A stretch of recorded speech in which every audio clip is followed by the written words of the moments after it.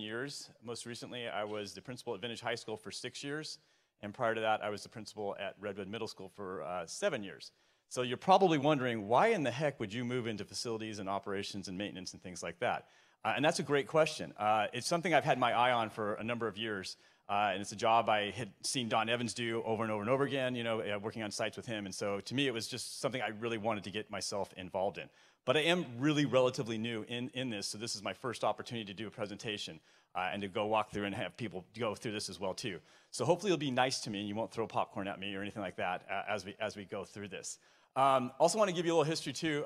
My mother, what used to be a school nurse down here at Donaldson Way, as well as Napa Junction, several years ago. Her name is Lois Pearson. So if you that name recognize that name, that was my mother, who was a school nurse down here. And my father used to be the director of corrections for Napa County.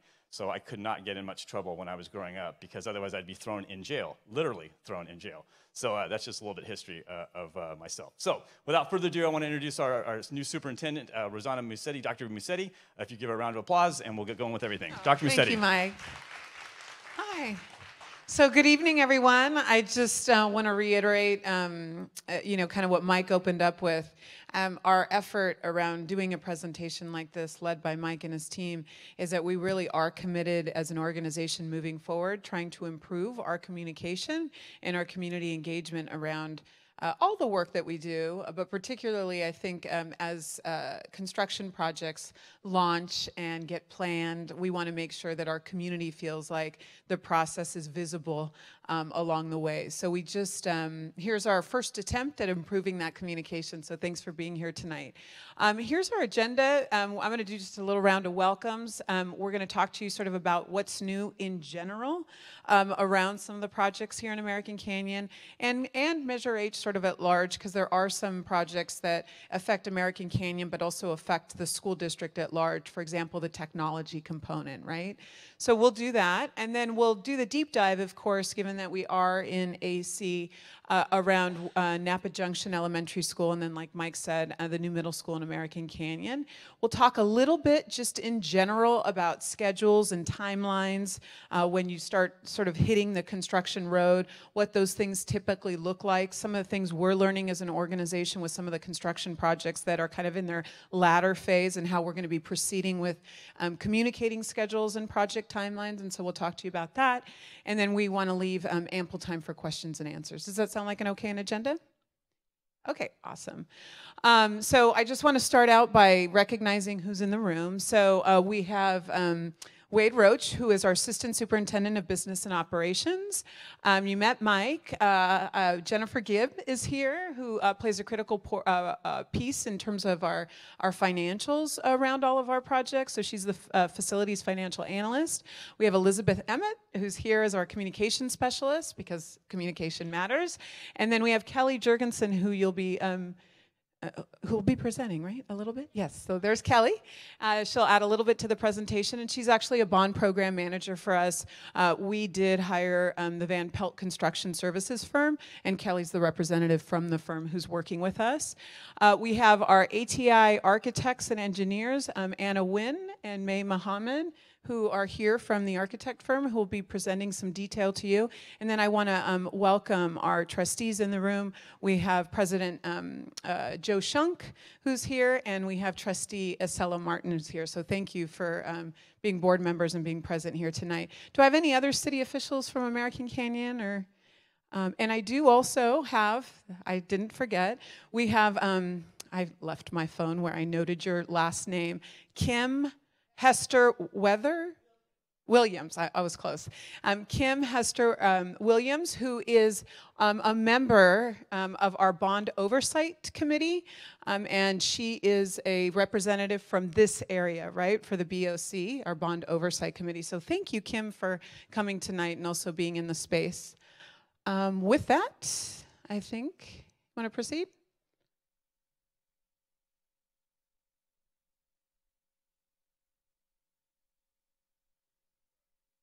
Oh, your rep, okay. So city, oh, there's city folks. I didn't see you in the back. So who's here from the city, if you can help me out? Okay, great. Thanks, Jennifer. Okay, Public Works. Steve, thank you. Okay, Parks and Rec, Creighton. And then here, thank you. Okay, Cindy Peterman, right? Biederman, who's here from Napa County Office of Education. Good. Karina here from PC Commission. Okay, so that's for introductions. Thank you to our principals. I think we've got Donna Drago, who's the principal of Napa Junction, who's excited about new school, right? And then we have, do we have anybody else back there? Sorry.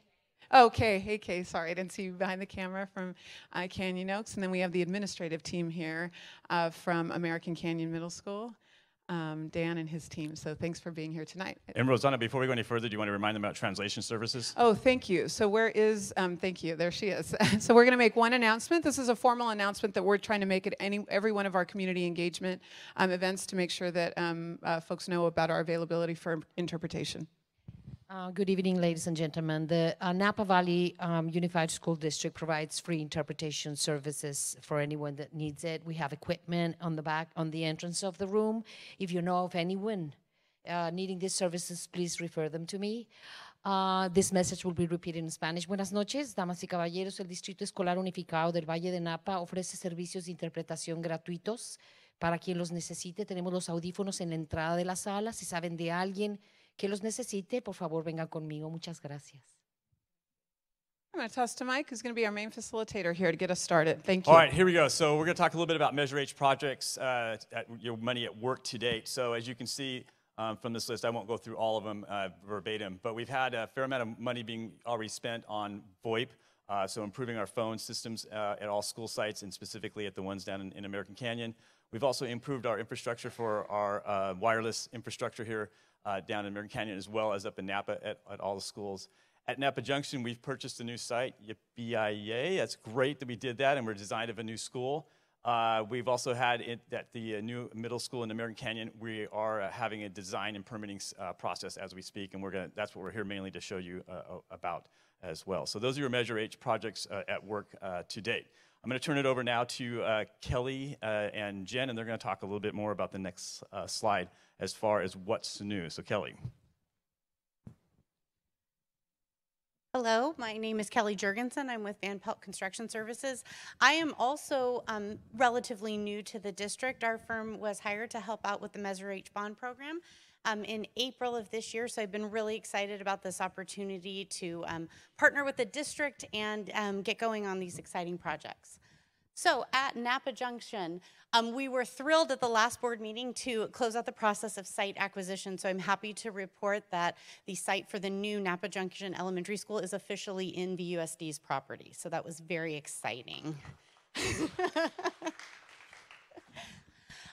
Additionally, our team is hard at work preparing to submit to the state for approval of the drawings, which should happen sometime in November. In addition to that, the new middle school, we are in the process of selecting our contractor, and the state approval of our design is closing out, and we are tracking for that to be done relatively soon. Measure H technology and security, I'll go ahead and pass that off to Dr. Massetti.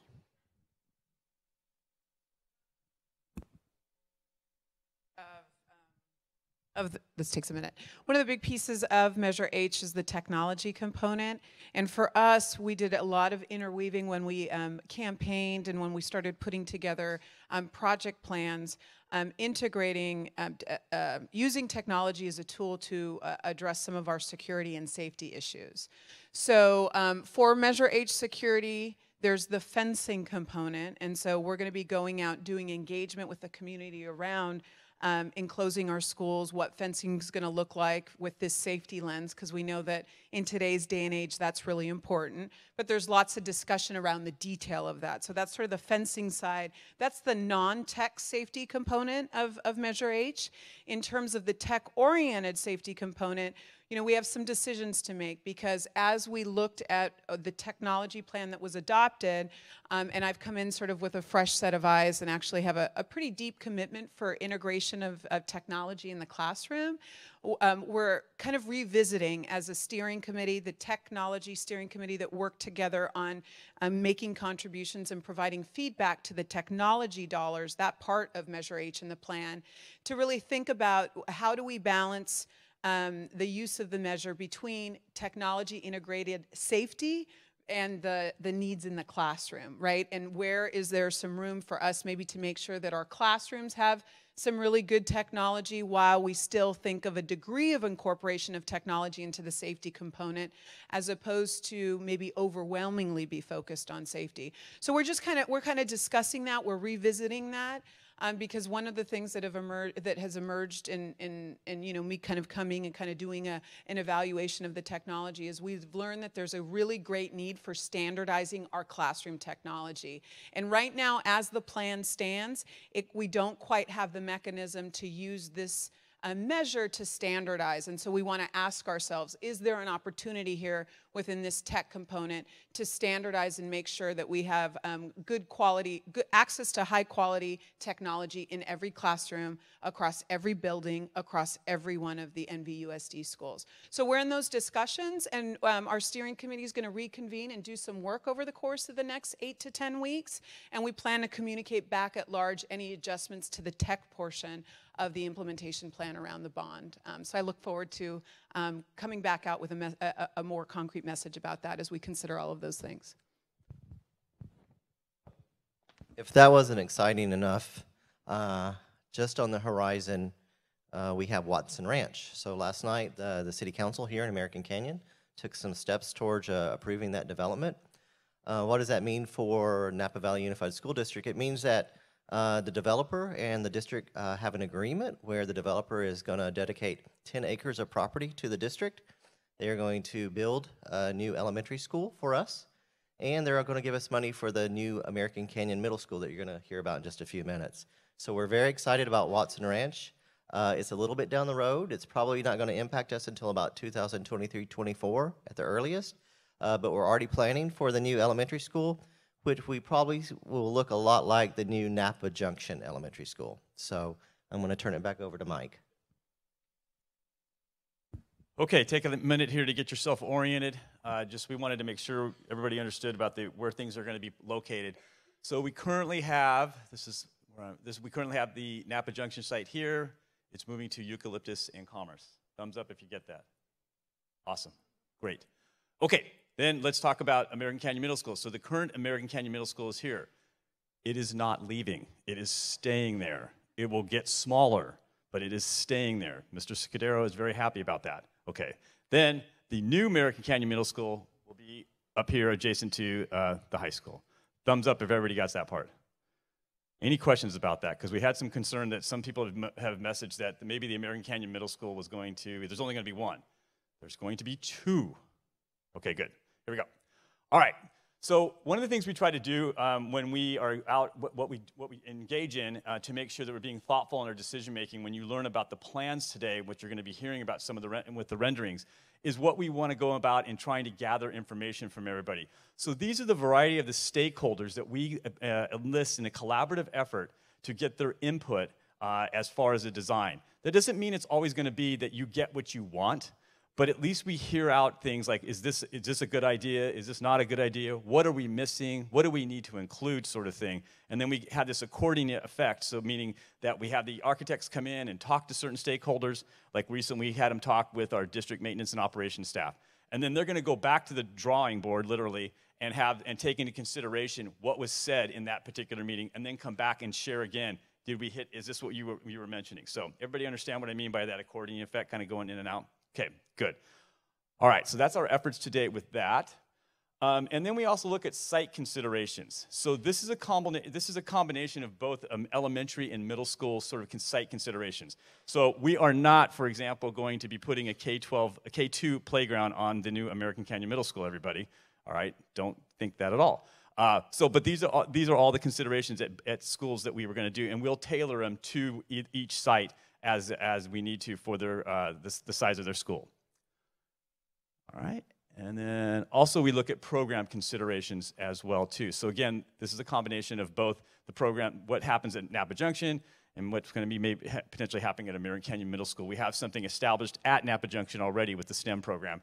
So, I mean, that's not something we're looking at changing at all. We don't have a lot of the ideas exactly set about the American Canyon Middle School yet as far as the program implementation on things like that. But those are the ideas that we take in for program considerations. Thumbs up if you got that underneath your belt. Awesome. Okay. All right, so now we're going to have you hear a little bit more in specificity about Napa Junction Elementary School. So I'm pleased to introduce May Mohammed, who's been the architect on this particular project. So May. Thank you. Good evening, everyone. Glad to have you here. We're so excited to show you where we have come. This has been a long process. There was previous community meetings. I think in April we were here in this very room discussing Napa Junction, and so we're very happy to come back and show you where we're at. And as Mike said, this is the culmination of a very collaborative effort that we have spoken very carefully with a lot of stakeholders. And so I will show you where we're at right now. So, whoops. Sorry. Okay. All right. So this is Eucalyptus and Commerce. We're at the corner of Eucalyptus and Commerce.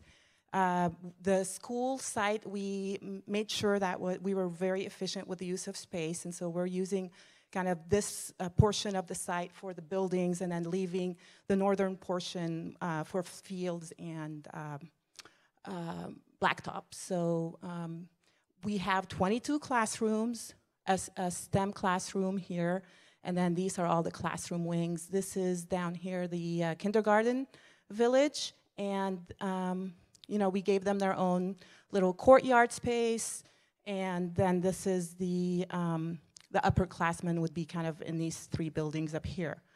Building A is the new admin and library building, and then building B is the NPR with a whole new kitchen.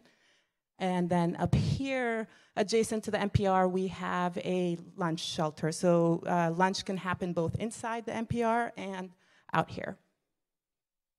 We also included two play structures, one for the younger kids and one for the older kids, and so they are flanking the blacktop. And one of the things we heard clearly from the site staff is that they needed visibility of all the students, and they wanted to be able to be up here watching the entire space up here, and so there's no site constraints when you're up there. In terms of traffic, we were very careful to make sure that we are segregating bus drop-off from parent drop-off, and we worked very closely with the city of American Canyon as well as our traffic engineer to make sure that we are as smooth as possible with the drop-off and pickup, you know, high traffic times that are happening at all these schools. So basically the idea is that the buses would be dropping off of Eucalyptus and that the parents would be circulating up Commerce, coming down this drive aisle and turning and dropping off the kids next to the NPR. So really there is not going to be any time when buses and cars are crossing paths. In terms of pedestrians, the pedestrians and the bicyclists will be coming either from Donaldson or from Wetlands Edge. They'd be turning here. There's a bike parking area. There's a couple of them designated here and here. And then the main access to the site are through this entry east of Building A or this entry between Building A and Building B. In terms of sites security and going back to the fencing discussion, the entire campus is fenced in all the way around and gated, and we're working closely with the technology folks to figure out, you know, how much access control there's going to be, and so it's going to be a district-wide standard that applies to all the schools. The fields will have fencing as well, and you can kind of see the line here. So we're very aware of the security issue. Fire truck access is going to happen back this way, and then the fire truck sort of exits the site up here and over from Commerce. So one thing about these renderings is they're not necessarily going to be exactly built this way. They are conceptual, so this tree may not get to be exactly that tall, but we'll have a lot of landscaping. We'll have this is the bike path. I forgot to mention the bike path.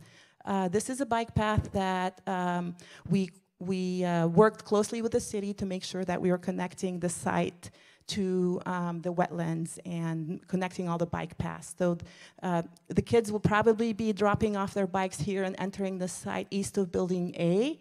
And then the kids coming from Wetlands Edge will be accessing the site down here and coming into the site this way. So again, this is Building A, admin and library. This is Building B, MPR. These are the classroom buildings over here. And you can sort of see the lunch shelter back there and the play structures in the two corners. This is a close-up of Building A. So this is the office, the admin. And here is this gate I was talking to you about earlier and the high fencing. So parents who come to pick up sick kids will come in through this door.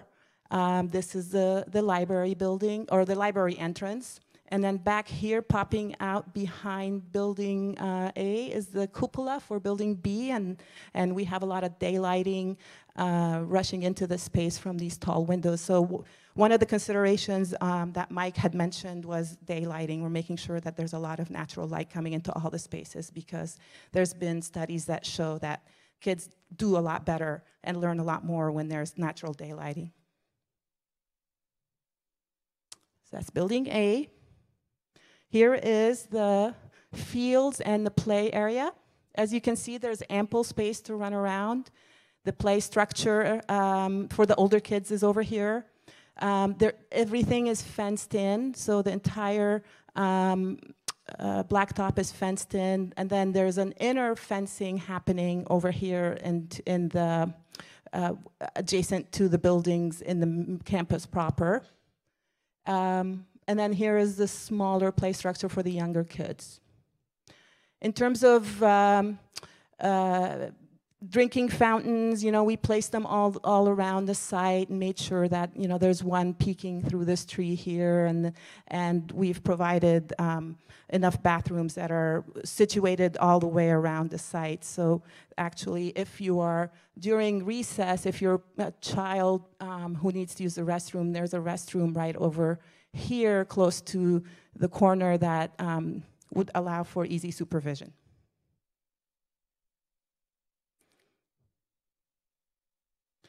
This is a view in the main quad area, so you're inside that inner fenced area, and this is the NPR building.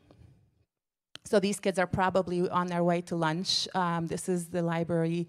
So the library entry has an entry both from the quad and from the main street. And then this is Donna's office and her door, so she can jump out of her office and come take care of any issues that might come up.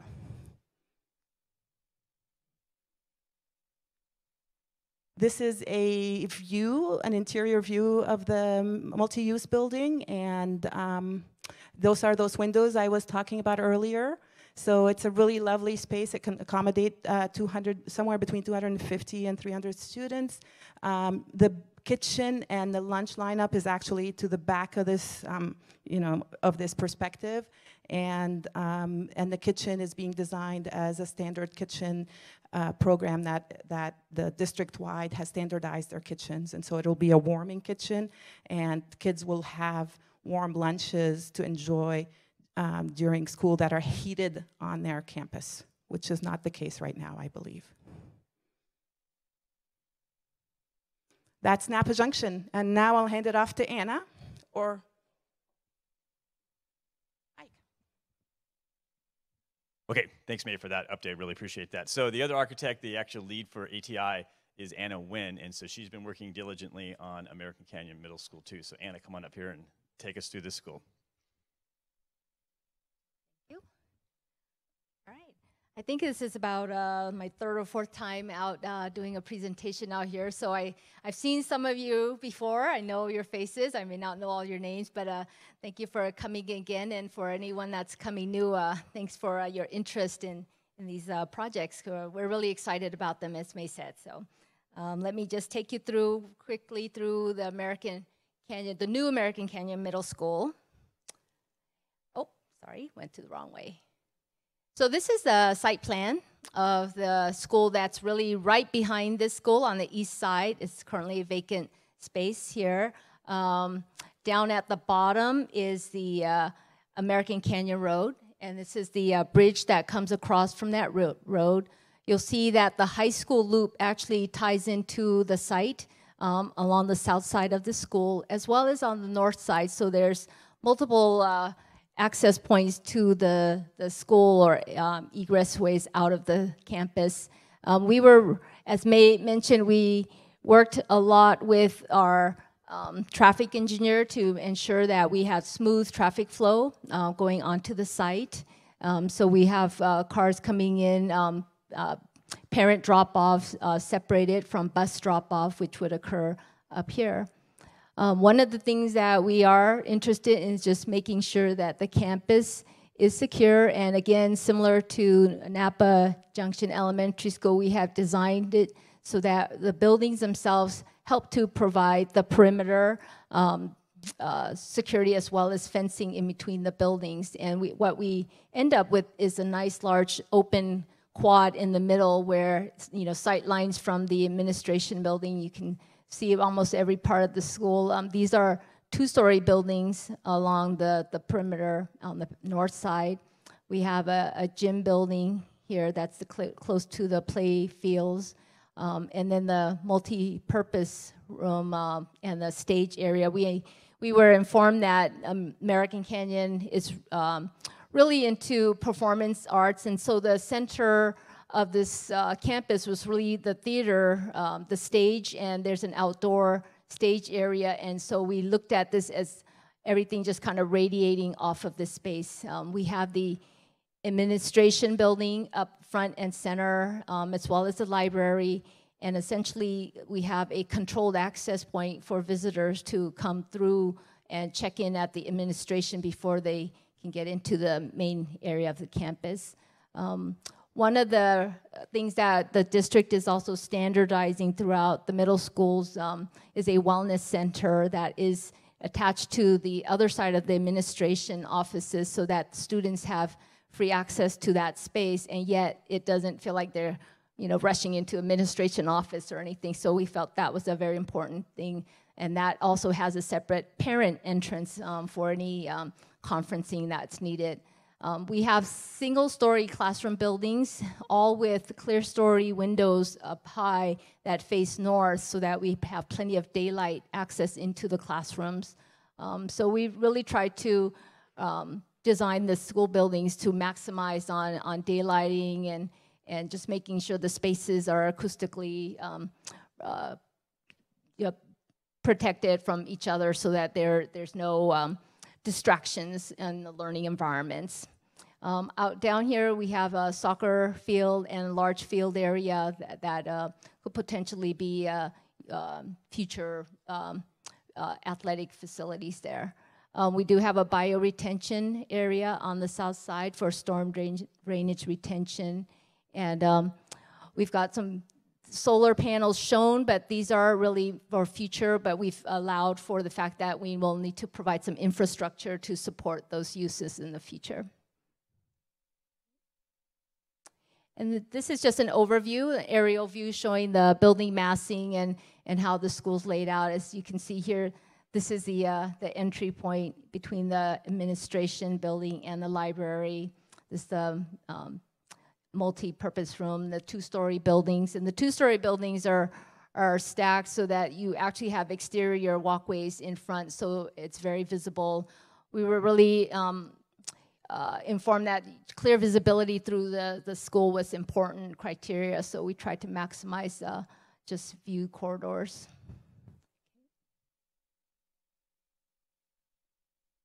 This is the front street view as you enter the school campus, and you can see this is the entrance as kids are going in. This is the administration building, and once the school is in session, there are fencings that close off, and then you will visitors have to go through the administration office to get into the campus. And this is a view of the library at the corner at the front of the school, and we've maximized windows, but with shading devices so that glare is controlled when sunlight comes in, and you'll see a picture of that from the inside. So this is the library, and a lot of large volume space, a lot of daylight, and just flexible space for kids to really do different things in a library these days, either media or just soft seating and things. So these are, as May said, really conceptual design plans, and that the final selections of colors, finishes, and furnishings may differ from some of these renderings, but really we are just trying to imagine what the spaces could look like for the students and how they could be furnished. Here's also another concept image of a science classroom. Again, a lot of windows coming through the space, looking at mobile furnishings so that there's flexibility in being able to move tables around for project-based studies or group learning in the science classrooms. And this is an interior view inside the courtyard, looking at the outdoor stage at the backside of the music classroom. The music classroom actually is right behind the stage, so there's movement of furniture and music equipment that can go back and forth. But outside the music room is a stage, and we actually, what you can't see here is really some grass and some this outdoor lunch shelter seating area. This is sort of a ghosted image of a canopy, but the canopy will not be translucent like that. It'll actually have a roof over it. And then this is a view of the wellness center access and entrance for the students. And you can kind of peek down through this corridor to where the library entrance would be over there.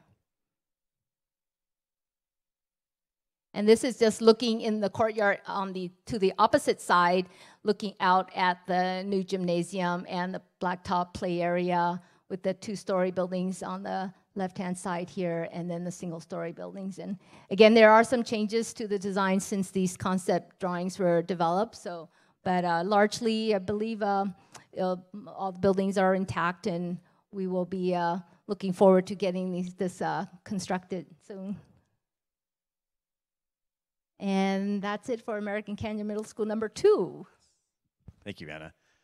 So before I move into this next slide about schedule and timeline, I just want to recognize publicly Anna and May for doing all the hard work that they've done. They've really done a nice job of collaborating with us and taking in everything that we've said as far as what our needs are and things like that. And I know they'll continue to strive to do that. So thank you, Anna, and thank you, May, for doing that for us very much. Okay, schedule. So why do I have the word schedule up here? One of the things I've learned in the first 9 weeks of this job is that schedules are important, but you also have to recognize that schedules can be organic.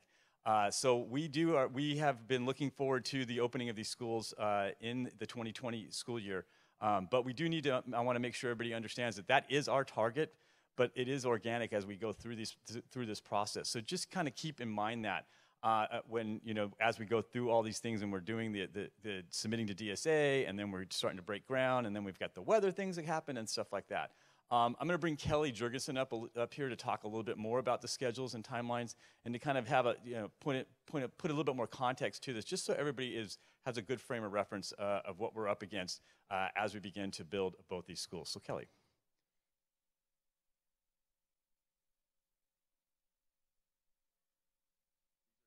Yes, these are in the. Thank you. Yep. There we go.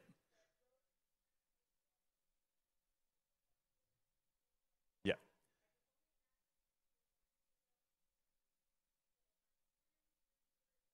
No, Beth, and just so you know, when we've talked before about this, I brought this back to the design team as well. It's not a perfect solution in any stretch of the imagination. I don't, and I don't disagree with what you're saying. But in the event of emergency, and that's the thing I think we're the most concerned about, is that there are other ways to get out of the campus. So it's not just this way. It's also you can go back up around. This has to remain open since this is a fire access road.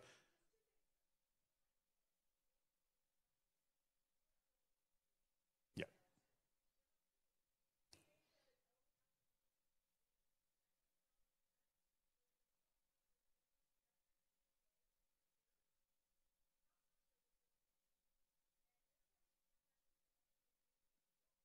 They do now.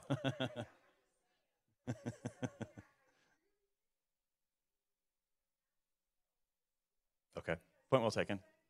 Yeah, point well taken.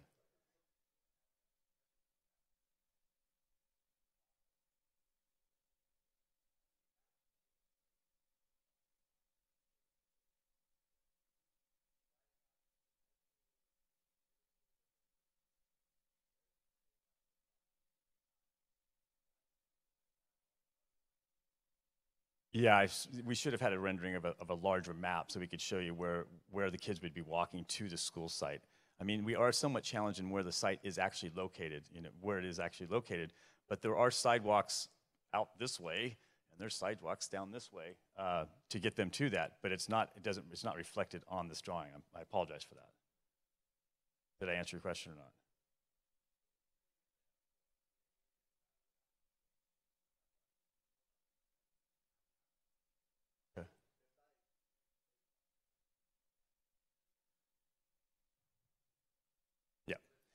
So let's do this. I think we're gonna, we're hearing these concerns, and we're gonna note them for sure.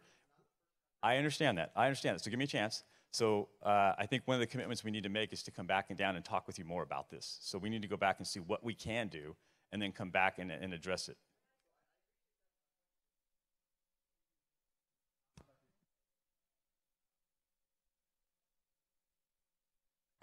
Okay.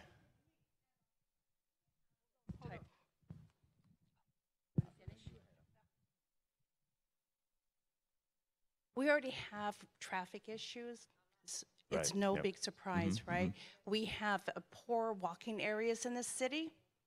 So this is just a repeat of that. So Napa Junction already has a huge traffic nightmare trying to get the kids to school.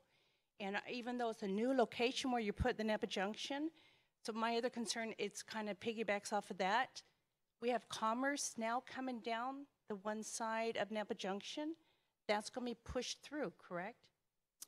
Or as parents, are we going to I don't think that's the, I don't think, I'm not an expert on that as That's far what as I the wanna city of find out. American Canyon, but I don't think that's the goal right now. Right now, what I've understood is it's going to dead end. Okay, and that's just Okay. going to stay as a dead end? I don't know that. Steve, do you I want would like to have that information again. Let's not do it in phases. So while Steve's locking up, let me have Kelly address this last slide, and then we'll go to Q&A, okay? All right.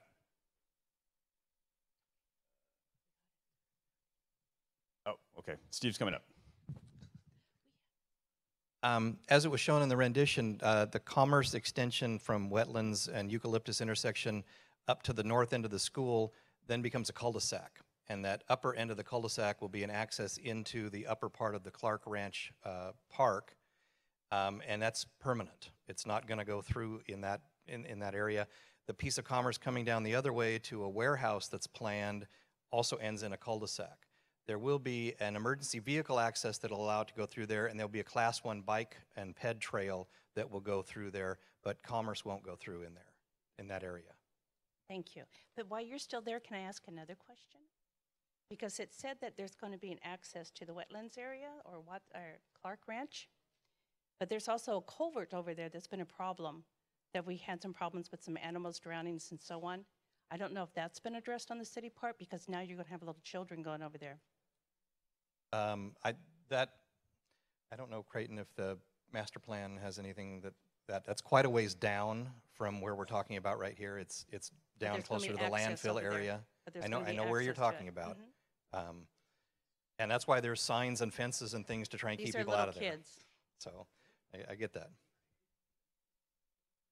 Right. Good evening, everyone. Thanks for coming out again. Again, that was Steve Hartwig, our city's public works director.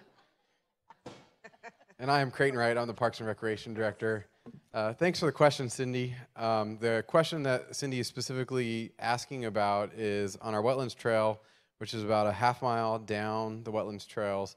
There's a culvert that goes underneath the trails in which we've had some issues there in the past. The park plan nor the school plan does anything to address that. It is a known issue that we are trying to find a funding stream in order to fix that issue. It is fenced off, it has signs on it. We've done everything that we can without having to completely rip out the culvert and replace it, which is likely an expensive project. So without any further ado, I'll turn this show back over to the school district as we're here to talk about. But where does it stand? Okay, so I'm going to pick up Kelly Jurgensen. She's going to talk a little bit more about some things that I think maybe will help out in some understanding. It's not going to solve all the things that have been brought up, but let's let Kelly have a chance to talk a little bit about it. Kelly. As Mike mentioned, I know that the school district is definitely willing to reach out to the community and further discuss the traffic issue, but I just wanted to get on the record and make sure that everybody understood that with both projects, a professional traffic consultant was part of the design, and they had to calculate the flow, the enrollment, and the locations of the families and students, where they come from and how they enter the site, and all of that had to be part of the process for design in order to move forward. So that's just something, I know that there's still concerns and that we can address those, but I just wanted to get on the record knowing that there were professional traffic consultants involved in the design. Okay, so I think we're going to move right down into the question. I'm going the wrong way, it looks like. So we talked about the schedule. All right, so let's do some question and answering on this. This will be a joint effort between all of us, depending upon the question, see what we can do to answer it to the best of our ability. Yes? Yes, okay. Kelly, come on up here and give a little bit more about schedule. Sorry. Sorry about that. We dived right into Q&A. As far as the schedule is concerned, as Mike mentioned, our goal is project delivery for both schools in the 2020 start of school year. As he mentioned, construction is always a challenging prospect, and as time goes on, we're going to definitely be reaching back to all of our community members here in American Canyon, updating you through visits out here to the community and to the existing schools, and also via social media and the website, so that we can keep our communication with you, understanding where we're at in the construction process. As was mentioned briefly, we have some stepping stones that get us there. We're reaching the end of our review period with the state for the American Canyon Middle School, as it's a little bit of a larger project that sets us up to get started with construction. And with Napa Junction, we're going to be submitting to the state. That's one of those sort of push and pull organic processes. We'll be working hard with our partners there at the state to try to get review times.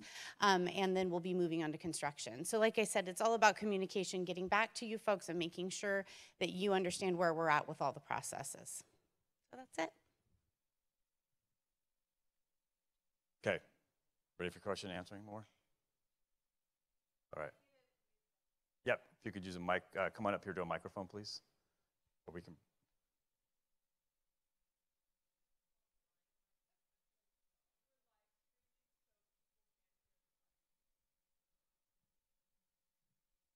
My question is related to the size of Napa Junction compared to the size that it is now, student enrollment, and is that going to be larger than the current school to balance out the other elementary schools? Correct. It has capacity in the design for 600, and we're currently building for 550. My question relates to traffic at the intersection of Eucalyptus and Teresa.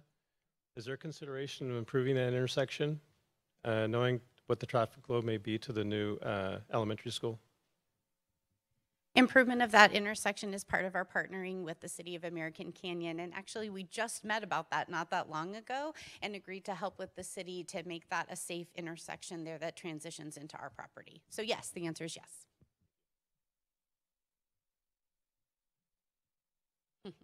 So two separate questions. The first one's regarding the Watson Ranch proposal that I think just got passed by the City Council last night to move on to the next section.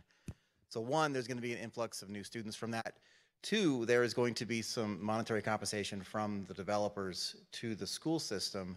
If this, whatever's proposed there is fully funded by the Measure H, what is additional funding going to be do? Can that be used to help mitigate some of the traffic congestion, maybe on a separate entrance into the school? And the second question is Hold on, on the... one second. When you reference this, are you referencing the new middle school or the elementary school? The commitment from Watson Rents last night was to be giving funding for both schools, both for the new elementary school and funds for the middle school as well. Okay, so just so everybody, the new Watson Ranch Elementary School will be funded partially by the developer, and then they'll also fund a portion of the middle school, the new middle school that we talked about this evening. Right. So, Correct. but Measure H funded what we just saw. This additional funding, I'd assume, should go to something else that's specific to American Canyon and enhancing that, not offsetting funds that we as taxpayers already approved and voted for.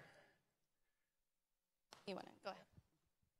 So the developer, there's about 425 students planned to come out of the new development at Watson Ranch. So the developer is going to pay for that size of a school that would house their students, 425. But the school's going to be built to 600. So that difference, that delta, the school district is going to pay for, because those kids are actually able to come out of the kids that are already on the east side of 29, those kids that live around Canyon Oaks that currently have to cross 29. Are you talking about the middle school or the elementary? The elementary school. Yeah, I'm actually referring specifically to the middle school. So the middle middle school is school- funded by the Measure H funds, fully paid for. Right, There's so- new monies coming in. How are those going to be used? So there's about 125 or so students that will be generated by Watson Ranch that will go to the new middle school. So the portion that the developer is giving us for the new middle school is just for those 125 students. So does that mean the middle school is now going to become larger, or is it the same design as before? Same design as before. So you're not spending any more, yet you're getting more income from the developer for the school. So the developer is paying for the students that they're generating, and Measure H is paying for the students that are already here. Actually, no. The parents, as taxpayers, are paying for Yes, their you students are. to attend that school. Yes, you are. The developer is giving money towards the fabrication. Right.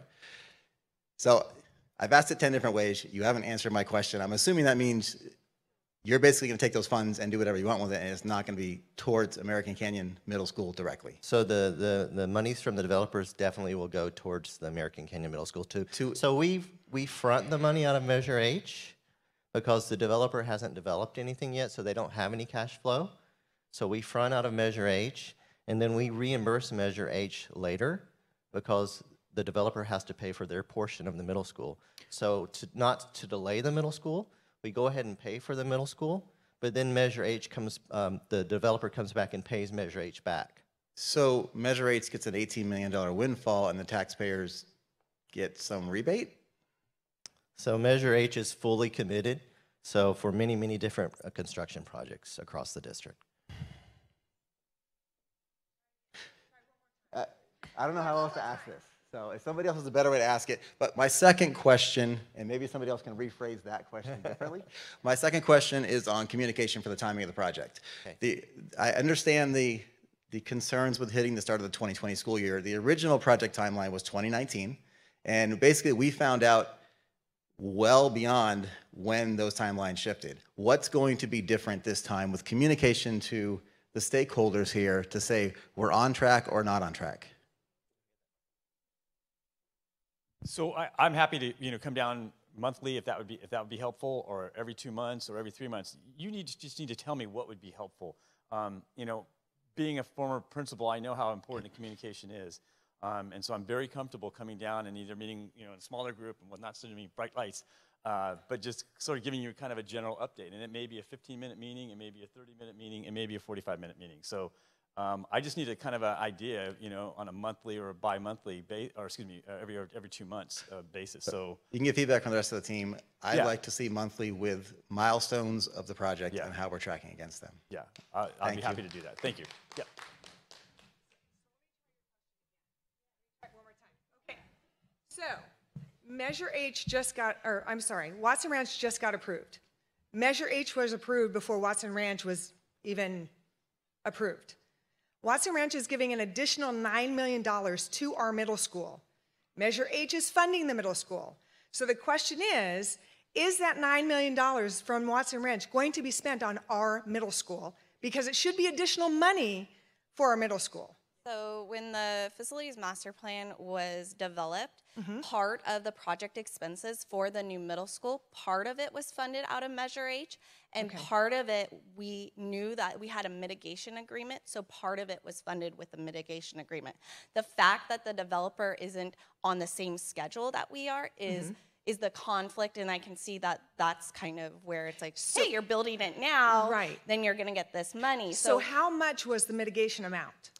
I think was, that's what we're looking for is are we really going to get the $9 million down here? Because in the past, it feels like American Canyon generates funds and it's never quite spent down here. And that's what I think people are trying to figure out. What I'm saying is your total project expenses for your middle school will build it. A portion of that was funded from the mitigation agreements with the developer. So, and can you tell me how much that is? It's, I believe, $14 million for the elementary school and the remainder of $8 million for the middle school. Okay, so that's something, Mike, you might want to bring and say, here, this is the agreement, because I think people down here really need to see how this is on your spreadsheet and how it's put together.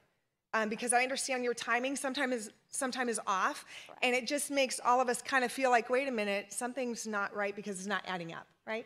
So, Mike, if you could maybe come down and present that kind of thing to assure everybody that the money is going towards our middle school, that would really be appreciated. Yeah, and part of the bond oversight committee, every 2 months they meet at the second Wednesday at 4 o'clock, and they review those financials and those types of agreements that are in place, making sure that we're tracking to those commitments.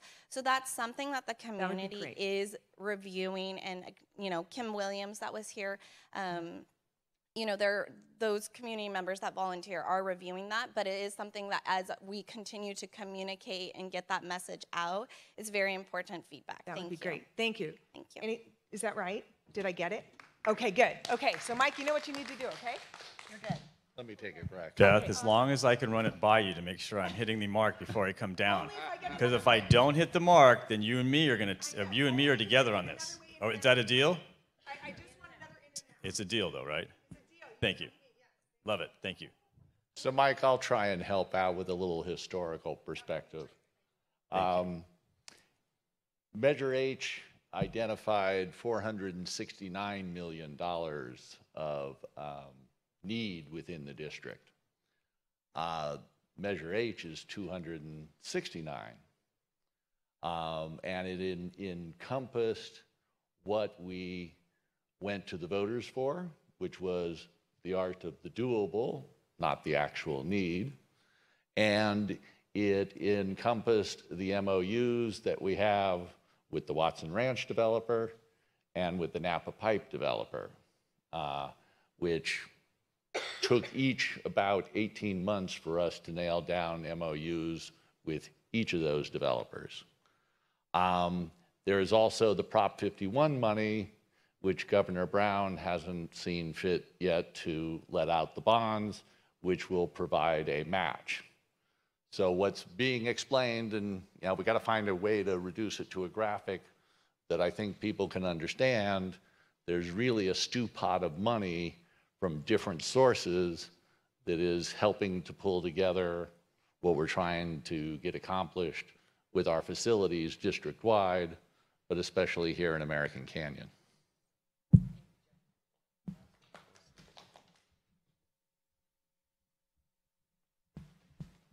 Hi, this is my first meeting, so I'm kind of just brand new Good, to we're all on the this. same page. I like that. Brand new to all this information. So my first question is really about how many students will the new Napa Middle School serve? 600. 600. So I'm sure that's info you already knew, but I didn't.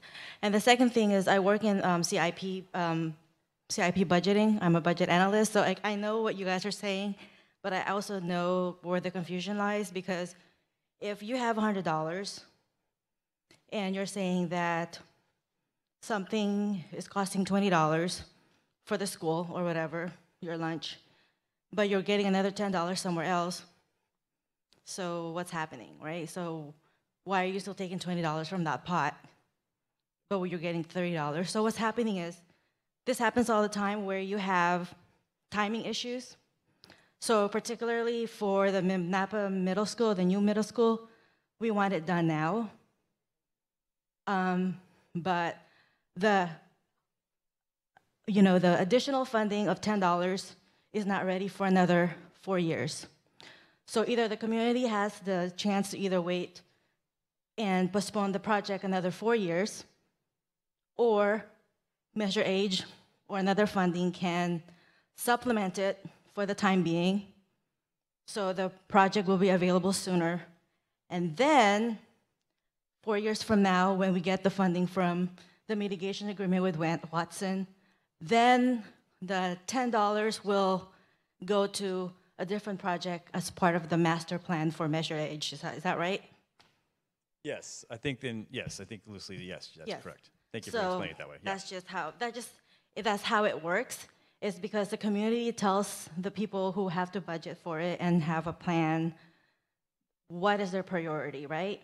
If you guys can wait 5 more years for the middle school to open, then it'll be a simple opening of the checkbook and saying $10 from Watson Ranch, $20 from Measure Age, but it'll be in 5 years.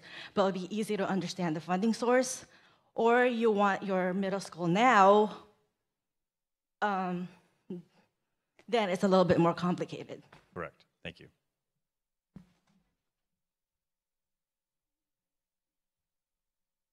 Hi. So this is about the transportation. Sorry to bring it up again. That's but okay. I just wanted to express my support for Beth's original point, and then also lend my voice to the idea that as a layperson looking at that image, I can see that that's a design flaw, clearly. There's really no way to look at that and think it's not a design flaw. I would invite your traffic consultant to come to drive on American Canyon Road between 8 in the morning and 8:25 in the morning and see the line of cars that is already there, with parents dropping their kids off at the high school as a back door.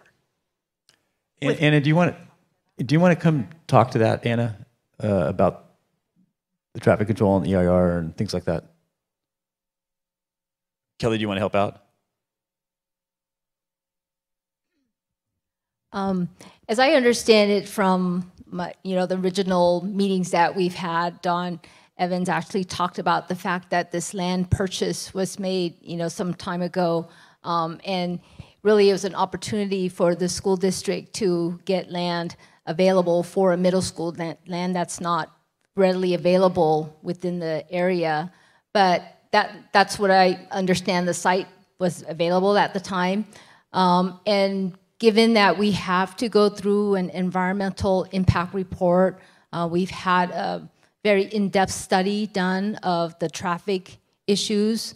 There are different mitigation measures that could be considered, but at the end of the day, what we were informed is that the traffic flow works. There are certain levels of congestion during the morning and the pickup.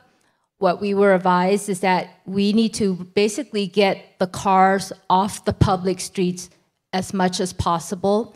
And in doing that, what we developed was a queue lane that was a lengthy lane on campus so that cars are not spilling out into the city streets.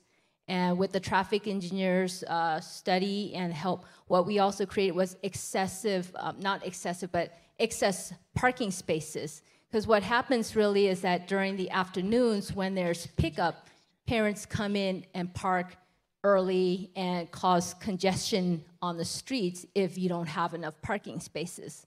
So what our design calls for is really quite a number of parking spaces that will allow parents in the afternoons to come and park, wait for their kids, meet with the cell phone, call or arrange ahead of time. So the real intent was to build in a lot of parking spaces, a lengthy queue lanes that is off street.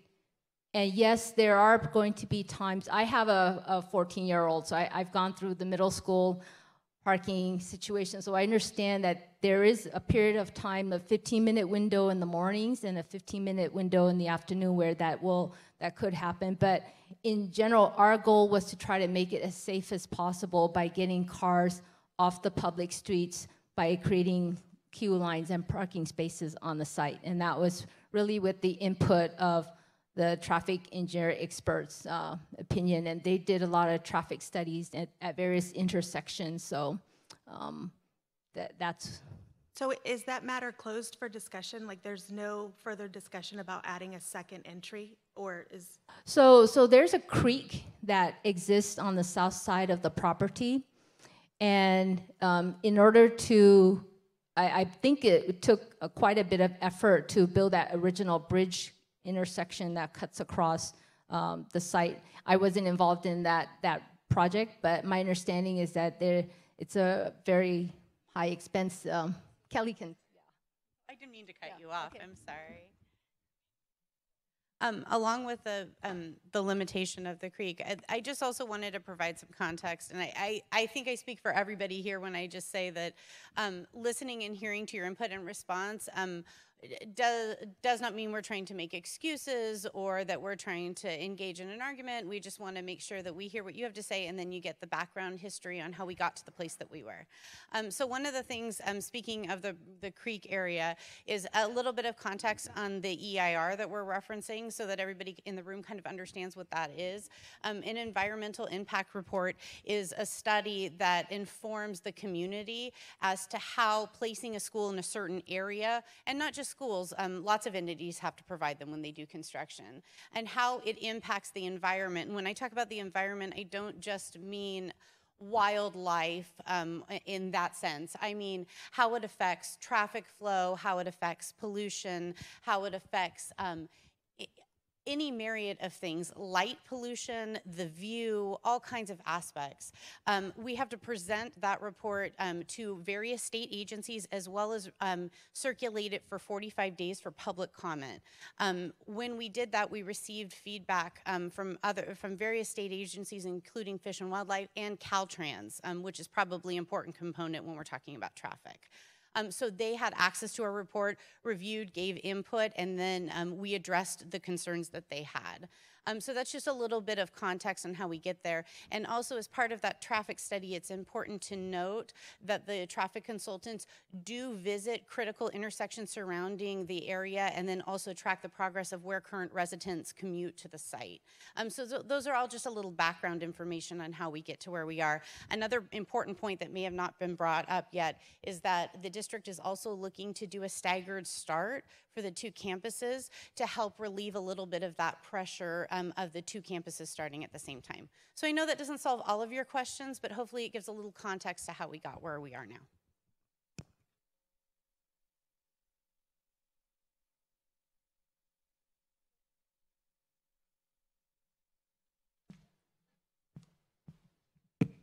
Hi. I was wondering if you could address zoning in terms of the new Napa Junction Middle School, elementary school. Are you keeping the boundary lines the same, so the kids that go to Napa Junction now will go to Napa Junction in the future, and just how you came about that? Great, thank you. I'm going to have Wade Roach, I think, talk to this one. This is part of my learning curve, everybody, so as I get smarter in this, I will be able to articulate more, but I have to depend on some experts right now. So Wade. So with the movement of Napa Junction to its new location and the impending opening of Watson Ranch, the board's going to have an opportunity to revisit boundaries in American Canyon. That discussion will probably start in about 6 to 12 months. Because if the new middle school is going to be opening in the fall of 2020, we have that issue right now of the 6th and 8th graders. Where are they going to go to school? So we're going to start that conversation really soon with the board and with the community. It's a fairly long process, and we get a lot of community input. The first step is to work with our demographers, so we'll be working with them this fall to see exactly where all the kiddos live here in American Canyon, and so that we can see, as the board looks at boundaries, is it possible? And I know that the solution that we all would like to have would be that if you live on the east side of 29, you can go to school on the east side of 29, and if you live on the west side of 29, you can go to school on the west side of 29. I think that would be the optimal solution, but we'll have to work through that. It was more in regards specifically to Napa Junction and like Donaldson. So we're zoned at Donaldson, Right. and I know you're going to address that, but we're also 2 blocks from Napa Junction. So Yes, yeah, And then would people be grandfathered in Right. if we have? Because I'm not doing 2 schools. Right, I already there's- do that now, and it's not fun. So yes. Right, there's all those kind of questions. Because when you look at the map, if you look at Napa Junction and you look at Donaldson Way down below, the new Napa Junction and the current Donaldson Way in the middle, they're not in the best areas, because it would be nice if Donaldson Way was about a half a mile further south and everything would be nice and clean. So that's going to be a challenge for us if we want to keep all the kids on one side of 29 or on the other side of 29. So we recognize that challenge, and the Board of Trustees are up for it.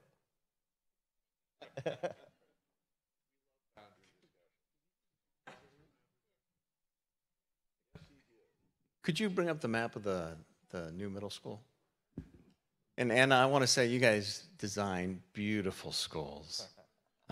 What a pleasure to see all the interests and design requests from the teachers at American Canyon Middle School show up in the new middle school. So thank you for that. This picture is different than the one in my office. I was just, anytime a design team releases our ideas, they meet with fiscal reality.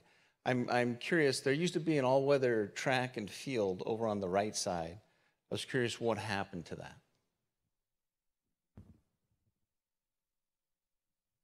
It didn't go away forever. We are looking at procurement methods outside of the primary contract with the contractor that we're seeking right now.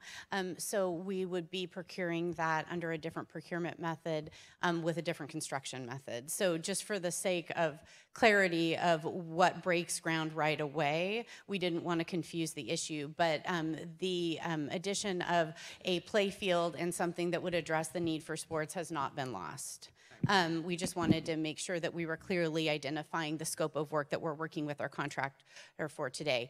There's lots of other opportunities when you go to procure for sports fields and contracts that you can do outside of traditional general contracting. And so we want to explore those methods and make sure that we're getting the best bang for our buck with the bond dollars. So we're still in that process.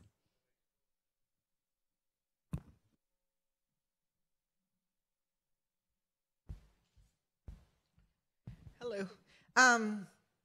2 questions. One is, I don't see a Class A bike lane. I would never let my kid ride his bike on American Canyon Road right now. There's absolutely no room for bikes there. So is there a plan, maybe in collaboration with the city, I know Steve's here, to widen at least that part of American Canyon Road between probably Silver Oak Trail all the way to that bridge for bike lanes? Want to talk about this too, Kelly? Okay. Both east and west. And, I apologize. I think that it would have been valuable for us to do a slide that zoomed out a little bit more so that you could see the bike paths. We have been working, again, I keep revisiting the environmental impact report, but addressing the issues of how bicyclists travel is part of that. So like Mike mentioned, if we do schedule another meeting, we can go ahead and give you an image that shows the bike route. But that is something that we did work with the city. And it's not lost on us. And I apologize that the image doesn't clearly indicate that. But there are areas where we do have separate bike paths. And that goes back to the not getting all the information. It's very important that you bring all that information to us. You have a tough crowd here. Okay, so bike and walking are priorities. So we would like to see how are you going to be dealing with that. In what you said, 1 month you're coming back? I think that would probably be our #1 topic to revisit so that everybody has a clear idea on that. And again, apologies for not having that clearly outlined on this slide. You're absolutely right. Thank you. The other one is, and Mr. Scudero brought that up, part of it is the athletic part of, the track.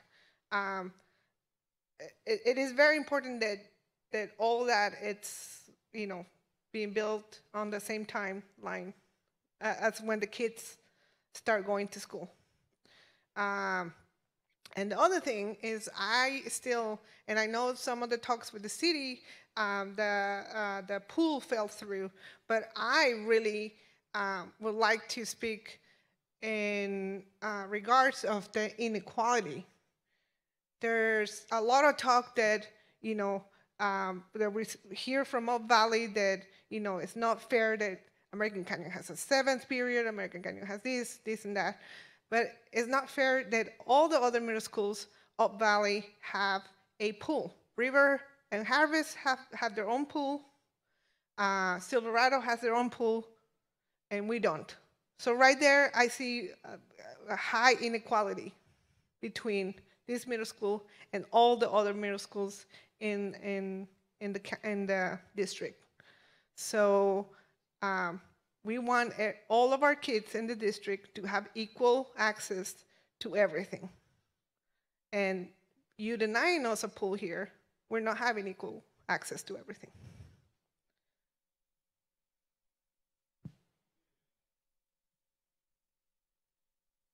I don't know the answer. I don't know the answer to that. I do know that there's a pool at the American Canyon High School, and I do know that that is something we've been discussing about.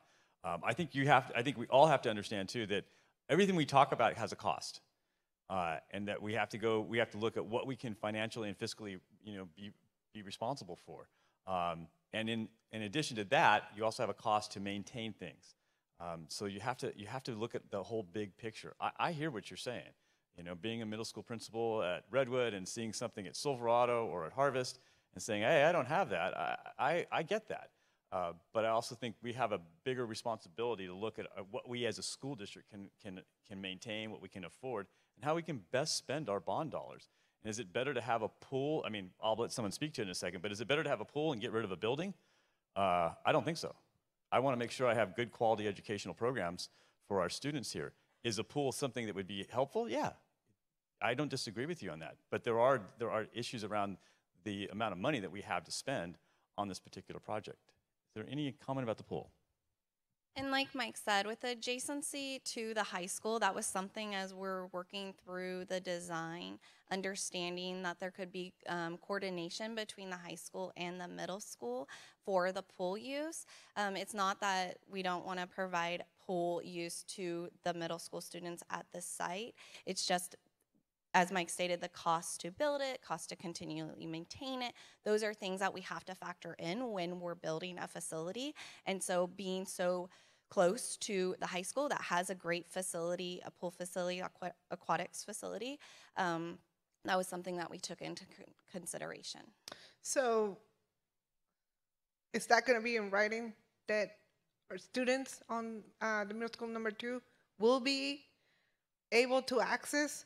Because I don't want to hear a maybe. Right now, that policy hasn't been approved, so I'm not going to say yes or no. Okay. But that was the thought in the design. But as a parent, like I said, Correct. I want equality. I understand.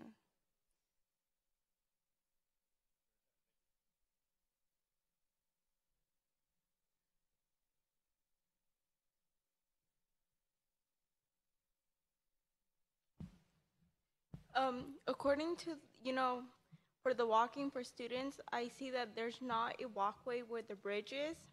Also, it concerns me because not a lot of kids pay attention where they walk. And I think, there should be walkway where the bridge is, where, there's a pathway where, kids can walk. And also a shortcut way to get to school.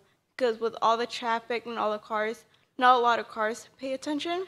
Because for me, I'm a high schooler, I go here, and I have seen that cars do not pay attention. I almost got hit one time with a car because it knew I was walking. It didn't pay attention. So I'll say also we do need, a safe walkway for kids because not a lot of kids pay attention. A lot of them are on their phones. And also, we have a lot of new high school drivers that do not pay attention either. So I'm suggesting, to have a safe walkway where kids can easily, walk, ride their bikes, and get safe to school. Thank you. And as Kelly had stated, and Mike's spoken to, that's part of the environmental impact report. That is a part of the study that we partnered with the city on the traffic. Traffic's not just car traffic, it is foot, bicycle traffic. There is, and like Kelly said, we'll come back with a larger plan, but this is a guided sidewalk. So there is space, you're not walking on a road, but those comments are very important and we appreciate them. Thank you. No problem.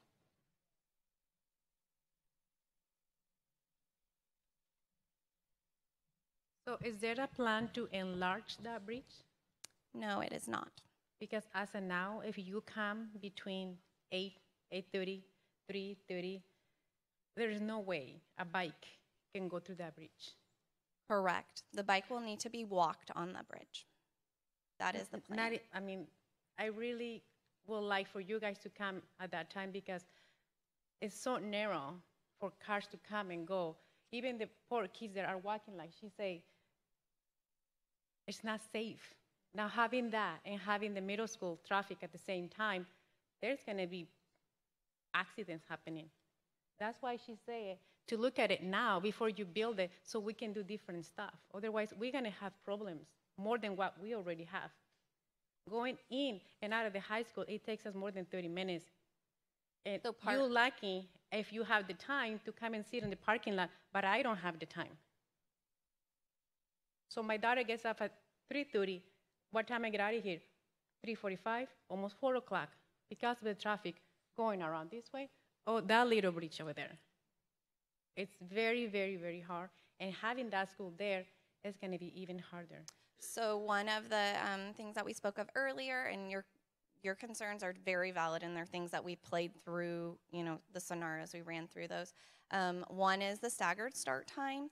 Also, the communication with high school using this entrance and exit, that kind of coordination and working through those efforts.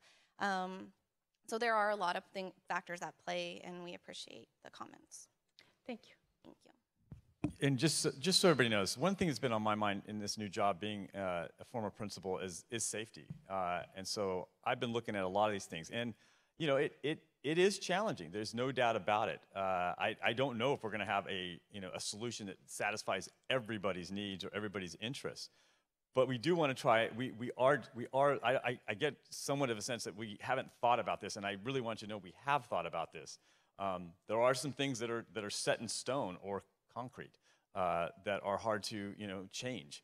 That bridge costs an awful lot of money, and it wasn't just because of the bridge costing a lot of money. It was also because of where it was over the creek that it goes over, and all the different legislation and things you have to satisfy when you build something like that. No one likes that, to hear that, and no one likes to hear that, that verbiage. But it's a reality that we had to deal with when we built this bridge, and to try to enlarge it or to build another bridge, I don't know if we could afford that, quite frankly.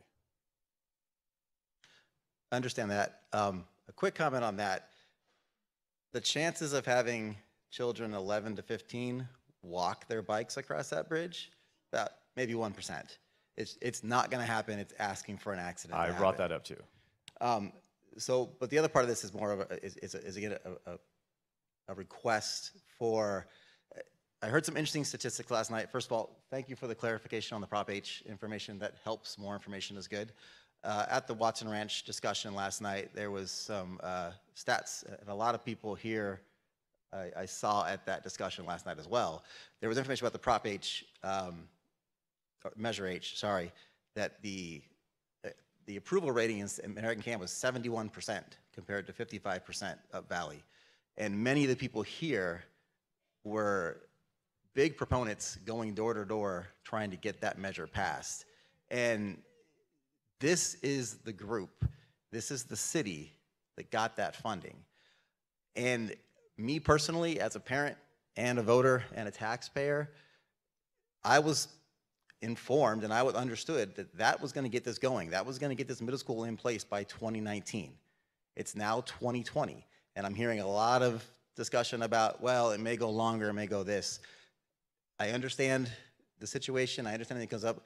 I really want to reinforce communication and stressed to get that done on time. Because right now, if another bond measure comes up, I don't have faith in what I'm being told. So I really need to see action and commitment and delivery on this for me to support any future bonds. And as I shared, I will commit to the communication for sure. What I need everybody in the room to understand, though, there are some things we can control and there's some things we can't control. When we send these off to DSA, we can't say, please approve this in 3 months. We just can't say that. We want to, but the reality is they'll do it when they can do it. So we're a little bit hamstrung in that way. So if we all understand that there are things we can control and we can't control, I think we'll have a much better idea about that. But I'm committed to trying to answer all your questions. And when I come down here, if I don't know the answer to a question, I'll tell you that, and I'll get back to you. But I just want you to understand that we're committed to that so that you have all the clarity in the world, as well as everybody else here, okay? Thank you. Yep.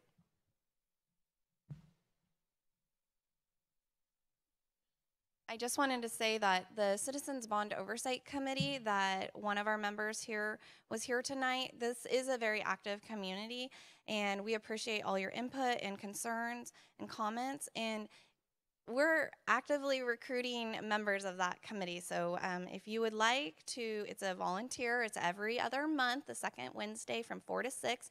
If you'd like to be on the committee as a parent, business partner, there's different roles that you can play. That would be a great opportunity. Or you can just come. If you want to come and there's a public comment period during that so that you can get your voice out to those committee members, and then they can continue to help, voice your concerns. So I just wanted everybody to know that. Oh, Kim's back there. Sorry.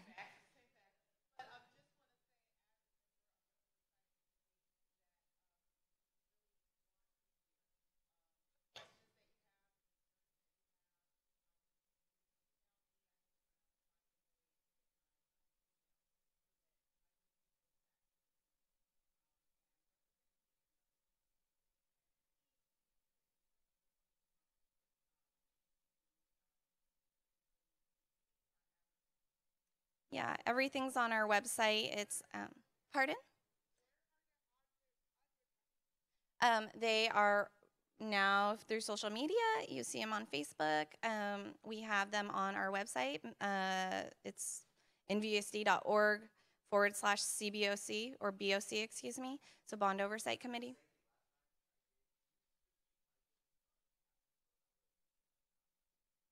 I can't put you on the list. You have to put an application in, and then you get approved and appointed by the Board of Education. So, it's if you want to come and attend, come all you'd like. If you'd like to be a member of the committee, it's an appointed position by our Board of Education. Hi.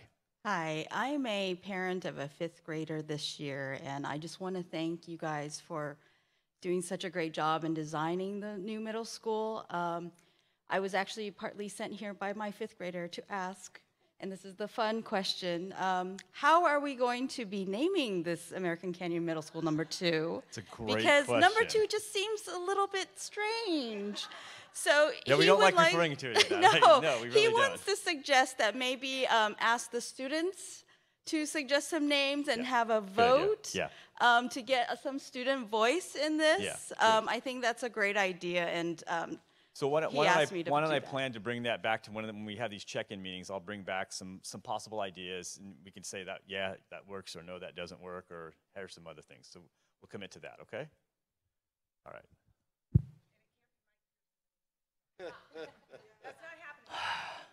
Beth, you're ruining it for me already. I mean, come on now. All right. Hi. Actually, my question goes to the staff from the city.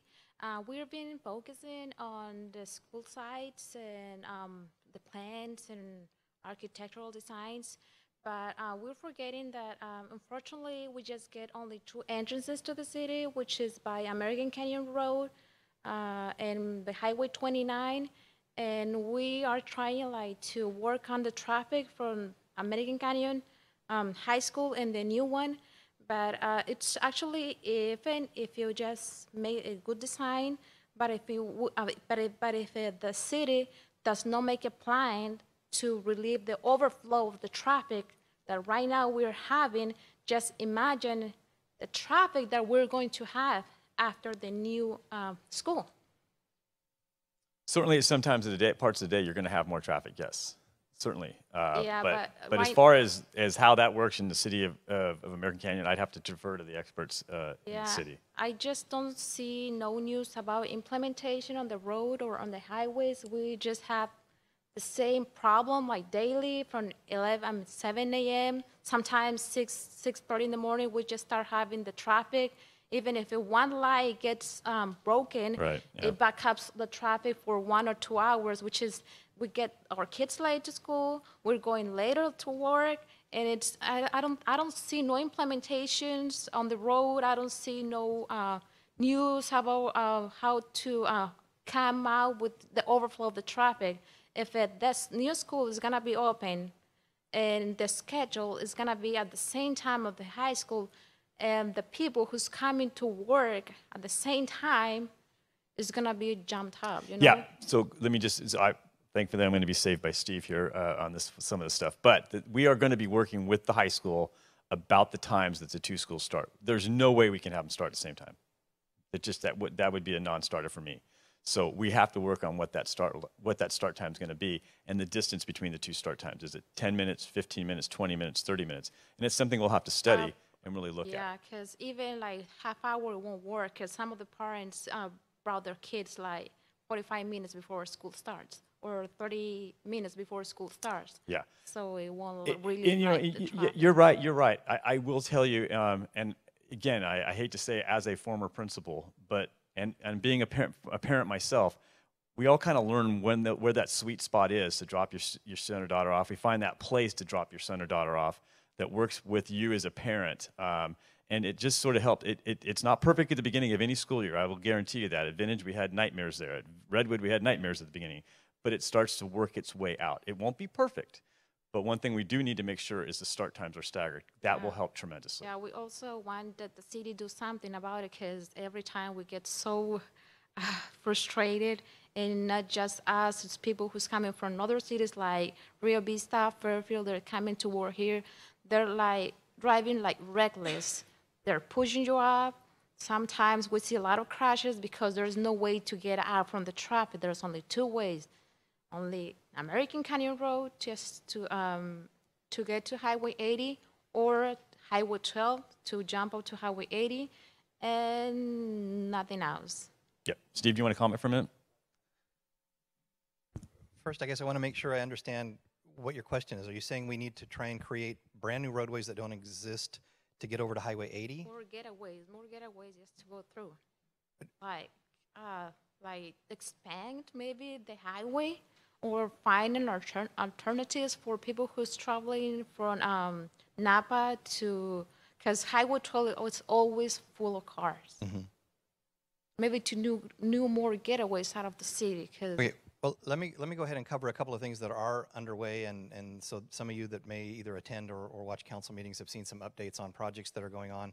And also to clarify, State Route 29 is the one road in American Canyon that's not American Canyons. It's the state. Caltrans owns and operates that. We've been working with them on a number of projects to incrementally try and improve traffic flow through there. You've seen off and on workers at the Napa Junction intersection. That one just recently got almost completed. They're finishing up a couple of items. There was a problem with the pedestrian push button program, and it was causing backup. So the last couple of weeks, there's been some days where it's gotten pretty backed up. That's being addressed and taken care of. The city also is just finalizing what's called the interconnect project, and it's actually running wires from the Napa Junction signal to each of the signals all the way down to the American Canyon signal. So those will be able to talk to each other a little bit better and stay in synchronization. They're set up to allow the traffic to flow a little bit better, but when the signals get out of synchronization, for example, when a fire truck goes through, it triggers the signal and causes the system to kind of get out of sync. The interconnect that's being finished up very soon, and Caltrans will be doing some programming to try and take advantage of that, will allow the signals to get back into sync a lot quicker so that we don't have the backup and then it takes a long time for that to recover. Some of the other steps that we're looking forward to, and I think that the district director from Caltrans that was at the Transportation Forum Monday night at City Hall at the council chambers, has talked about some of the efforts that are going on. We're going to, working with Caltrans, we're in the process of putting communication equipment in so that Caltrans at their offices in Oakland can actually see what's going on those signals on Highway 29 in American Canyon. Right now, they can't, from their location, can't tell what's happening with the signals. They have to come out and actually physically see them to see the traffic issues.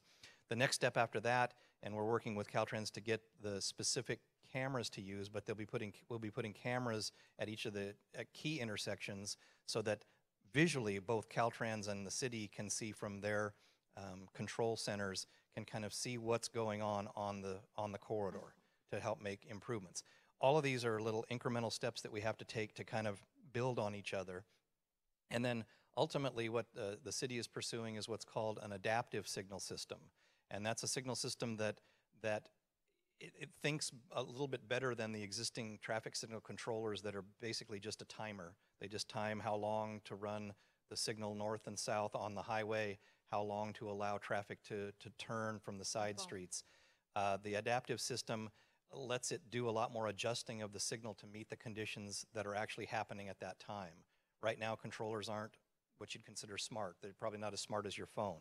So they can't do as many things right now as we'd like. So the adaptive system that Caltrans is piloting in a number of other places in the Bay Area is something that we're pursuing with them. We're kind of trying to get from them the feedback of which one is working kind of best with their system so that we can pursue that. And that'll be a little bit farther down the road as well. But these pieces that we're moving forward with are all to help improve that. We can't unilaterally, the city can't just go in and make all these changes to State Highway 29 without working with Caltrans. They have to be the final say in what we do on that roadway. You guys as a city just input the issues and then they decide whether or not to make, like you say, to analyze the problem and put cameras to make sure how they can fix or how they can relieve the traffic. And after that, then the Caltrans decided whether or not what implementation are needed.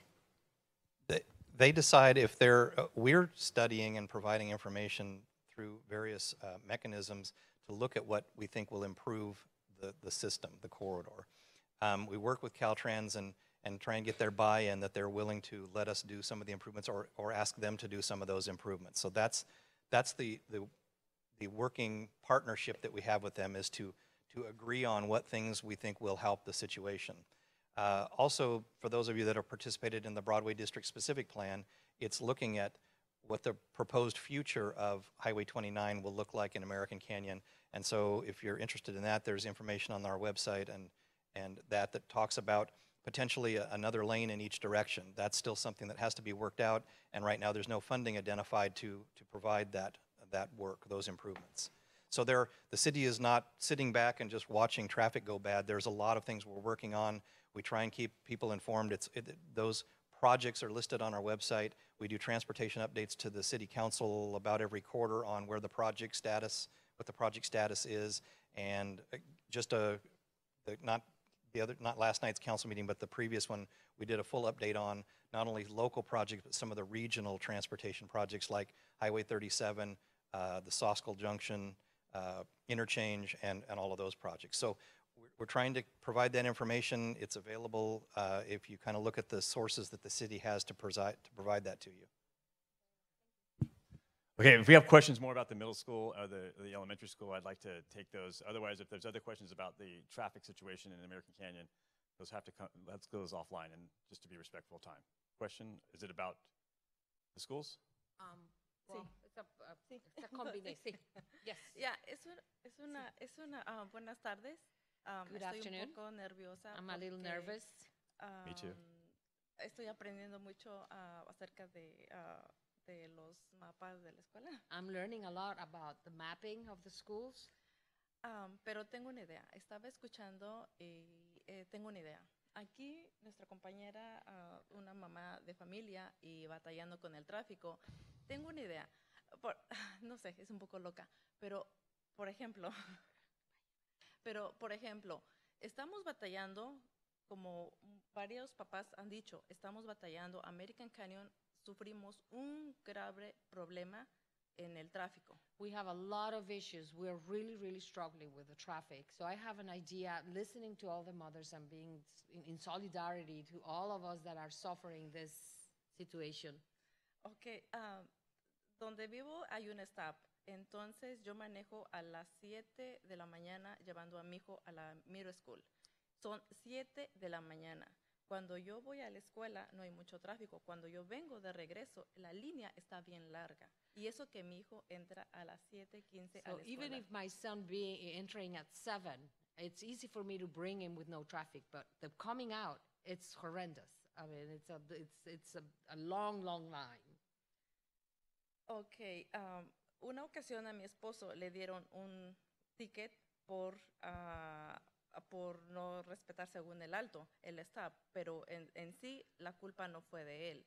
El tráfico estaba demasiado, el tráfico estaba muy pesado, entonces él le tocaba, él hizo su stop bien, le tocaba, pero eran 2 carros que se pasaron seguido y mi esposo se queda como que, ¿qué onda? El policía lo paró a él, no paró a la otra persona. So my husband got a ticket because there was 2 people passed over without having the right to pass over. So when he got he got stuck in between, so he got the ticket. So my idea. Mi idea es, por ejemplo, porque mi esposo y yo comentamos que está horrible el tráfico, mi idea es, ¿por qué no ponen en los semáforos? No hay suficientes policías para agarrar tickets por las personas que se pasan. Yo ayer había manejado de dejar a mi hijo, de dejar a mi hijo y regresaba. Yo hice stop y una persona se me pasó otro poco y me pega. Mi idea es, ¿por qué no ponen igual cámaras en los stops? Así la ciudad agarra dinero y nos ayudaría a poner la otra alberca que necesitamos. So the idea is use those stops to find people that is not obeying and that it's really taking advantage of the situation, passing the cars, get that money and put the pool. Thank you. And on that note, Good job. okay, thank you. Thank you. Okay, Thank por you. nada. Thank you. Gracias. All right. Any more questions about the schools?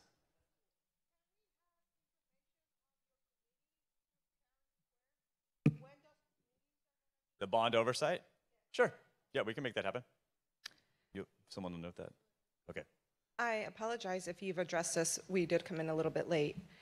Napa Junction Elementary School, will it still house the preschool?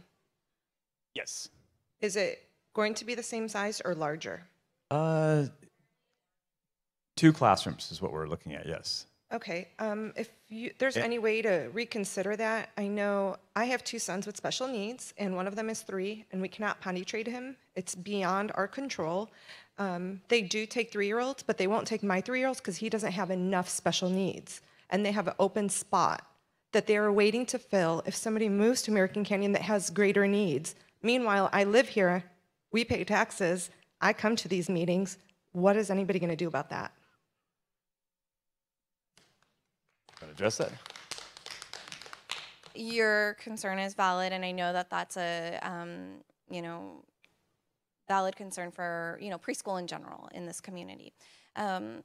We partner with the Napa County Office of Education with our preschool programs, so that's a discussion that we will continue to have with them, but currently, right now, we have scheduled 2 preschool classes and this preschool play area. I'm not sure in regards to the programmatical opportunities for the SDC, but it's something that we can definitely bring your concern to those conversations. Yeah, and I would love somebody to speak to in regard to that, because the fact that there's a spot open and there's a wait list That's not something that, like I said, that's not something that we can speak to. That would be something that you need to go to the Napa County Office of Education to speak specifically to that. Hi. So again, I apologize if this has been talked about and over again, but it's my first time. I came here specifically to get an understanding of the timeline and the schedule, and I feel like we kind of glossed over that really, really quickly. So can we go back to like maybe the second or third slide, where there was like a summary of no more? Yep. There you go, yeah. So for the new middle school in American Canyon, I'm kind of confused because how is the RFB, how are we going to select a contractor in October when we haven't even get final approval for the design until November? Typically, it's final design approval, and then we go out for a request for bid to get a contractor based on the final approval. I can speak to that. And we tried to keep the construction and contracting jargon to a minimum for the meeting. But I can see that you're advanced. So I'll go over it with you. And I appreciate the question. We're actually working with a delivery method called lease-back with our contractor. It allows the district to begin a selection process that's based upon best value. So it does factor in cost of construction, but also allows us to evaluate the quality of the contractor, and it has a component that structures the payment of that contract. With that delivery method, which is approved by the state for K-12 school districts to implement, it allows us to start that process while we are finalizing our approvals with the state. So it allows us a little overlap time. In that overlap time, we're allowed to select our contractor. The selected contractor can begin reviewing the drawings that are getting finalized at the state level so that they can sort of get their heads around how they're going to implement the project, how they're going to mobilize, and how they're going to staff it. So it allows us to have a little overlap and pick up time as much as possible. We still can never put shovels into the ground without state approval. And just to talk really briefly about what that state approval process looks like, we are in the very tail end of that process. So there is a long period of time where the drawings go to the state for evaluation with the division of the state architect. Then they're returned to the design team. Once they're returned, they have a myriad of comments. Those comments are addressed by our design team, and then our design team makes an appointment with a state agent who goes over that design with them and ensures that every comment that the state has made has been addressed. We are in that final step where we are awaiting the scheduling of our appointment. So that's a little bit about the overlap between those two pieces, the contracting and the state approval. It's a little different than the traditional bid process. Okay, so again, we're trying to reach for school year 2020. Correct. So that would give us about 1.5 years to do from groundbreaking through completion of construction? Correct. Wow, that's ambitious. Okay, thank you. It is ambitious, but I also will say that the caliber of contractor and the size that are drawn to this delivery method of lease-back allows us to work with some of the industry's best in our region, and they understand what they're getting into when they start the contract. No process is perfect, and tons of challenges occur whenever we break ground. Unforeseen conditions and issues may arise, but we're going to be doing everything we can to work with that business partner as quickly as possible to get off the ground. Yep.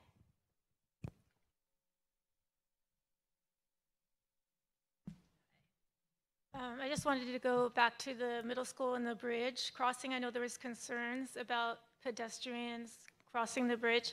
I was wondering if there could be a separate, like, dedicated walkway right, not on the bridge, but next to the bridge for pedestrians and bicyclists. And if it could, maybe instead of like concrete, it could be made out of aluminum or some other material. I don't know. I'll investigate that. Yeah. I think that has been discussed, but I'll definitely investigate that and bring that back to one of the meetings that we're having. Thank you. Okay, thank you. All right, anybody else? Yes.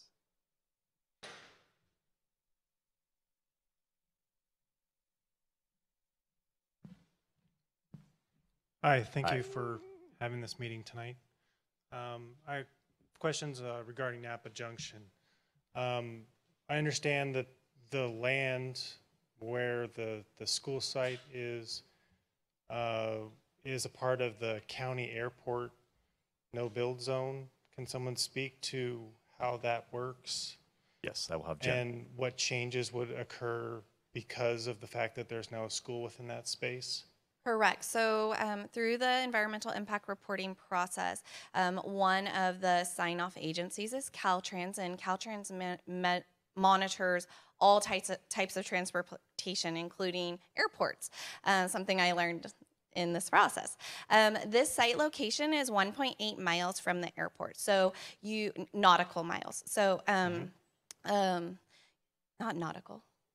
Air, is it nautical? Air miles, sorry, like flying miles, sorry. As the crow flies. Thank you, yes, thank you. So one part of the sign-off process and the review process is we send our EIR to Caltrans, and they have to review and sign off on this site and this location being within that 2-mile radius. If you're outside of the 2 miles, you don't have to have the sign off. So Caltrans did review, and they signed off, and it was fine. There was no additional mitigations that were required. Okay. And then secondly, I know there was a discussion earlier about traffic coming through, I think with Devlin extension, coming through to Green Island Road and Wetlands Edge. And I mean, I went to the transportation meeting on Monday night, and maybe I misunderstood something, but it really sounded like there was a consensus that I was hearing from our elected officials that they intend to hook up to Wetlands Edge at some point, whether that is at Commerce Boulevard or some other means. That's what it sounded like to me. The current plan for our project is that we will build this cul-de-sac, as I believe Mr. Hartwig spoke of earlier, and we partner with the city, but in regards to our project specifically, we're building the cul-de-sac and then having it run down, and this is wetlands. So as of this time, that is all we've been coordinating and instructed to do by the city. Okay, so we're not looking at it as the possibility that once this does get opened up, the impact to drop-off time, commute times, et cetera, down that particular road? The future development of commerce on the other side of our project, we cannot control, and we aren't going, as a district, we're not contributing funding to that. So I don't have an answer for that. Yeah. Yeah, I wouldn't expect you guys to. Okay, thank you. Thank you.